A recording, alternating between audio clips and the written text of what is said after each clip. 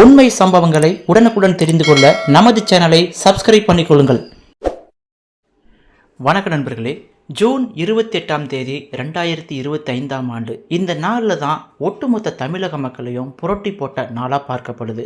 அதாவது ரிதன்யா அப்படிங்கிற ஒரு இளம்பெண் கல்யாணமான 3வது மாதத்திலேயே தன்னுடைய அப்பா அம்மாவுக்கு ஒரு ஆடியோ மெசேஜ் அனுப்பிச்சிட்டு நான் இந்த உலகத்தை விட்டு போகிறேன் அப்படின்னு சொல்லி ஒரு ஆடியோ நோட்டை போட்டுட்டு அந்த பெண் தற்கொலை பண்ணிட்டாங்க. இது உண்மையாலுமே ஒட்டுமொத்த தமிழக மக்களையும் அதிர்ச்சியில் உள்ளாக்கியது. அதாவது கல்யாணமான 3 மாதத்தில் ஒரு பணக்கார வீட்டு பெண் வசதி வாய்ப்பு இருந்தும் தற்கொலை பண்ணிக்கிட்டது எதுக்காகன்னு சொல்லி ஒட்டுமொத்த தமிழக பார்வையும் அந்த பெண் மேலே விழுந்தது. அந்த ஆடியோ மெசேஜில் என்னுடைய கணவர் என்னை பாலியல் ரீதியாக துன்புறுத்துகிறான், உடல் அளவில் தினமும் துன்புறுத்துகிறான், என்னுடைய மாமியார் மாமனாரோ பணவெறி பிடிச்சி தினம் பணம்னு சொல்லி வரதட்சணை குடும்பம் பண்ணுறாங்க. இனிமேல் இந்த உலகத்தில் வாழ்கிறதுக்கு எனக்கு தகுதியோ தைரியமோ கிடையாதுன்னு சொல்லி தன்னுடைய இன்னுயிரை அப்பாவித்தனமாக அந்த பெண் முடிவு எடுத்து போக்கிக்கிட்டாங்க. உண்மையாலுமே இந்த செய்தி ஒட்டுமொத்த தமிழக மக்களையும் கலங்க வச்சிருச்சு. தன்னுடைய மருமகள் எங்கள் வீட்டில் இறக்கலை அப்படின்னு காரணம் காட்டி அந்த மாமனார் மாமியார் இந்த கேஸிலிருந்து தப்பிக்க பார்த்தாங்க. அதாவது அவங்க மாமனார் கணவர் மாமியார்னு சொல்லி 3 பேரும் சேர்ந்து ஜாமீன் கோரியிருக்காங்க. ஆனால் ரிதன்யாவின் போஸ்ட்மார்டம் ரிப்போர்ட்டை பார்த்து என்னப்பா அது போஸ்ட்மார்டம் ரிப்போர்ட்டு 10 வரியில் தான் இருக்குது அப்படின்னு சொல்லி அதை பார்த்துட்டு நீதிபதி அவர்களே கடும் கோபம் பட்டிருக்காரு. ஒரு பொண்ணு அநியாயமாக இறந்து போயிருக்காங்க, அவங்களுடைய போஸ்ட்மார்டம் ரிப்போர்ட்டு வெறும் 10 வரியில் முடிச்சிருக்கீங்க, இவ்வளோ கவனக்குறைவாக பண்ணுவீங்க அப்படின்னு சொல்லி நீதிபதி அவர்கள் கடும் கோபம் கொண்டிருக்காங்க. அதுவும் இல்லாமல் அந்த பெண்ணோட ஆடியோ மெசேஜில் தடயவியல் ரிப்போர்ட்டே இல்லையே அப்படின்னு சொல்லி கோவப்பட்டிருக்காங்க. இதன் பிறகுதான் ஜாமீன் கேட்கறதுக்கு அவங்களுக்கு எந்த அருகதையும் கிடையாது, அவங்களுக்கு ஜாமீன் தர முடியாதுன்னு சொல்லி மாண்புமிகு நீதிபதி அவர்கள் அவங்களுடைய ஜாமீன் மனுவை தள்ளுபடி செஞ்சுருக்காங்க. இன்ன வரைக்குமே அவங்க ஜாமீன் மனு போடுறது நீதிபதிகள் அவங்க அதை அந்த ஜாமீன் மனுவை தள்ளுபடி பண்ணுறதுன்னு சொல்லி தொடர்ந்துக்கிட்டு தான் இருக்குது. ஒட்டுமொத்த தமிழக மக்களும் அப்பாவி பெண் ரிதன்யாவின் உயிர் போயிடுச்சு, இதனால் அந்த பெண்ணோட கணவர் மாமனார் மாமியார் யாரையும் விடக்கூடாது, அவங்கள உள்ளே வச்சிருக்கணும், இன்னும் ஜெயில் தண்டனை கொடுத்து கொடுமைப்படுத்தணும்னு சொல்லி ஒட்டுமொத்த தமிழக மக்களுமே பொங்கிக்கிட்டு தான் இருக்காங்க. இப்படி ஒரு பக்கம் தமிழக மக்கள் மனசுல ரிதன்யா இடம் பிடிச்ச நிலையில் அந்த பெண்ணோட கேஸு இன்னும் நியாயமாக நடக்கணும், நேர்மையாக நடக்கணும்னு சொல்லி போர்க்கொடி தூக்கியிருக்காங்க. இப்படி ரிதன்யா வழக்கில் விசாரணை நடந்து வரும் நிலையில் ஒரு 11 வயது சிறுவன் குறித்து ஒரு தகவல் ஒன்று வெளியாகி வந்திருக்கு. அதாவது ரிதன்யாவின் உறவுக்கார பையன்தான் அந்த சிறுவன். குழந்தை பருவத்திலிருந்து ரிதன்யாவுக்கு ரொம்ப நல்லாவே தெரியும், ரிதன்யா கூட தான் அந்த பையன் எப்போவே இருப்பானா. அந்த சிறுவன் அக்கான்னு சொல்லி ரிதன்யா என்றாலே அந்த சிறுவனுக்கு ரொம்ப பிரியம் அதிகம். ரிதன்யாவுக்கு இந்த சிறுவன் மீது அதிக பாசம். திருமணம் முடிந்ததுமே தனக்கு நடந்த பாலியல் கொடுமைகளை யாருக்கிட்ட சொல்றதுன்னு தெரியாம ரிதன்யா தவிச்சுக்கிட்டு இருந்த சூழ்நிலையில 11 வயது சிறுவன் தானே அப்படின்னு சொல்லி நினைக்காம தன்னுடைய துயரத்தை அந்த சிறுவன் கிட்ட சொல்லியிருக்காங்க.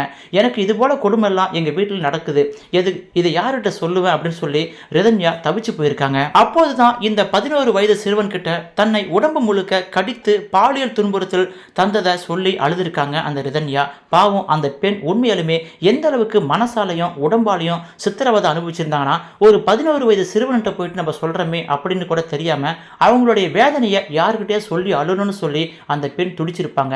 அதனால் அந்த 11 வயது சிறுவன்கிட்ட அந்த நடந்த உண்மையெல்லாம் சொல்லி கதறியிருக்காங்க. கல்யாணம்னா அது ஒரு ஆத்மார்த்தமான ஒரு புனிதமான உறவுன்னு சொல்லி நினைச்சேன், ஆனால் இப்படி என்னை அசிங்கப்படுத்துவாங்க நினைச்சிருந்தா நான் கல்யாணம் பண்ணிருக்கவே மாட்டேன் அப்படின்னு சொல்லி அந்த 11 வயது சிறுவன்கிட்ட சொல்லி அழுதுருக்காங்க. இந்த விஷயத்தெல்லாம் சொல்லிட்டு இந்த விஷயத்தை வேற யாருக்கிட்டையும் சொல்லிடாதப்பா, அப்படி சொன்னா எங்க அப்பா அம்மா தாங்கிக்க மாட்டாங்க, அவங்க துடிச்சு போயிடுவாங்கன்னு சொல்லி அந்த பையன்கிட்ட சத்தியமும் வாங்கிக்கிட்டதா இப்போ இணையதளத்தில் பல்வேறு செய்திகள் வந்த வண்ணம் உள்ளன.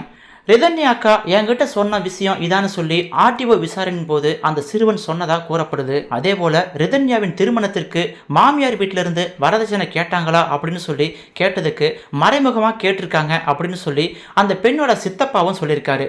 அதாவது திருமணத்தின் போது 300 சவரன் நகை போடணும், குழந்தை பிறப்பு உள்ளிட்ட பல்வேறு சடங்குகள் வந்துச்சுன்னா கண்டிப்பாக அதுக்கப்புறம் 200 சவரன் போடணும், ஆக மொத்தத்தில் 500 சவரன் போடுவதாக ரிதன்யாவின் அப்பா கிட்ட கேட்டிருக்காங்க.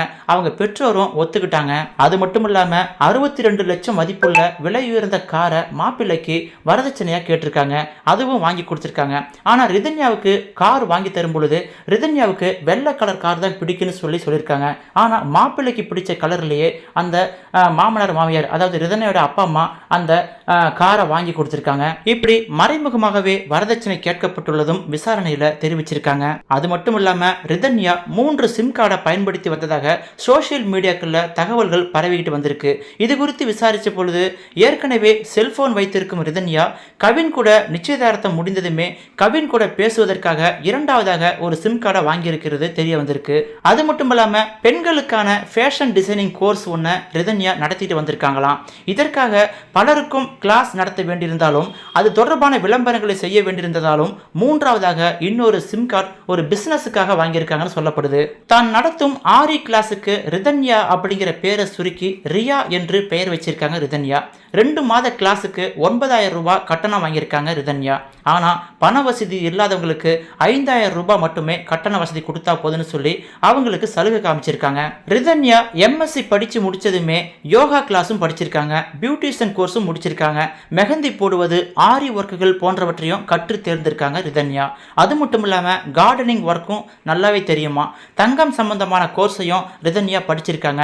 இப்படி அறிவார்ந்த பெண்ணாக இருக்கக்கூடிய ரிதன்யா கோழைத்தனமாக தற்கொலை பண்ணிக்கிட்ட அளவுக்கு அந்த மாப்பிள்ளை வீட்டுக்காரங்க நெருக்கடி கொடுத்து உடலாலும் மனதாலும் நோக அடிச்சது தான் அந்த பெண்ணோட மன வலிமை குறைச்சிருக்குன்னு சொல்லி அந்த பெண்ணுக்கு நெருக்கமான வட்டாரங்கள் தெரிவிக்கின்றன.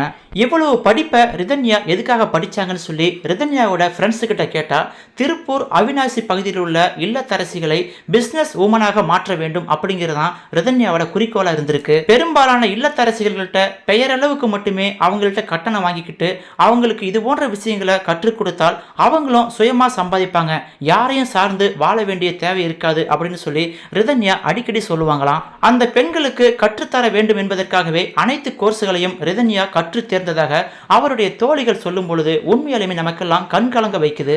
1.5 வருடம் ஆரி கிளாஸ் நடத்தியதில் பல பெண்கள் 2 மாத கோர்ஸுகளை ஆர்வத்தோடு வந்து படிச்சிருக்காங்க. இதுல பல பெண்கள் 1000 ரூபாய் 2000 ரூபான்னு சொல்லி ஒரு நாளைக்கு இப்ப தனியா சம்பாதிச்சுட்டு வராங்க. ஒரு முறை தன்னுடைய ஆரி கிளாஸ்ல சேர்வதற்காக ஏழை பெண் ஒருத்தங்க வந்திருக்காங்க. அந்த பெண்ணோட கணவர் பயங்கர குடிகாரர். அதனால அந்த பெண்ணுகிட்ட 9,000 ரூபாய் பணத்தை வாங்க வேண்டாம், அதில் வெறும் 4,000 ரூபாய் மட்டும் பணத்தை கொடுங்க போதும் அப்படின்னு சொல்லி அந்த பெண்ணுக்காக கோர்ஸ் கற்றுக் கொடுத்துருக்காங்க. இந்த சூழ்நிலையில் ஒரு நாள் அந்த ஏழை பெண்ணின் மகன் விஷமருந்தி தற்கொலைக்கு முயன்ற பொழுது அந்த மகனை மருத்துவமனையில் சேர்த்து உயிரை காப்பாற்றியதும் இந்த ரிதன்யா தானா.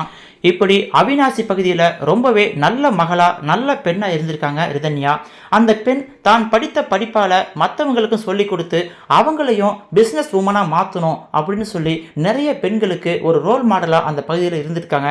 ரிதன்யா இறந்து போன பிறகு அவருடைய மரணத்துக்கு அந்த ஏழை பெண் வந்திருந்து கதறி அழுதிருக்காங்க.